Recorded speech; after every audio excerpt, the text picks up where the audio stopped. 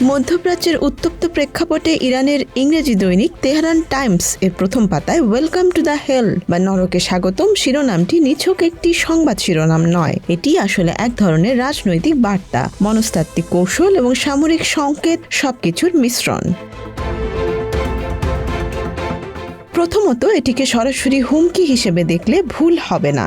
Iran স্পষ্টভাবে বলতে চেয়েছে, যদি যুক্তরাষ্ট্র তাদের ভূখণ্ডে স্থল অভিযান চালায় তাহলে সেটি সহজ কোনো যুদ্ধ হবে না, কফিনে করে ফিরে যাবে। এই ভাষা কেবল প্রতিরোধের প্রতিশ্রুতি নয়, বরং একটি উচ্চ মূল্যের যুদ্ধের সতর্কতা। এটি মূলত মার্কিন নীতি নির্ধারকদের উদ্দেশ্যে একটি বার্তা। ইরাকে বা আফগানিস্তানে যেমন দীর্ঘ ও ব্যয়বহুল যুদ্ধ হয়েছিল, ইরানে তার চেয়েও কঠিন পরিস্থিতি তৈরি হতে পারে।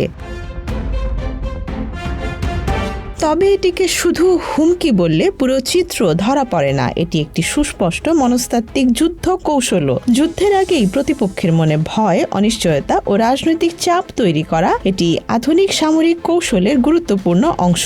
ইরান জানে আমেরিকার ভেতরেই যুদ্ধবিরোধী জনমত শক্তিশালী, তাই এমন বার্তা দিয়ে তারা সে ভীতিকে আরো উস্কে দিতে চায়, যেন ওয়াশিংটন স্থল অভিযানের সিদ্ধান্ত নিতে দ্বিধায় পড়ে। এই বার্তাটি একই সঙ্গে অভ্যন্তরীণ রাজনীতির জন্য গুরুত্বপূর্ণ। ইরানের সরকার নিজেদের জনগণকে দেখাতে চায় যে তারা দুর্বল নয়, বরং যে কোনো আগ্রাসনের জবাব দিতে প্রস্তুত। বিশেষ করে যখন ইসরায়েল এবং যুক্তরাষ্ট্রের সঙ্গে উত্তেজনা বাড়ছে, তখন এমন শক্ত অবস্থান জনমনে ঐক্য তৈরি করতে সাহায্য করে।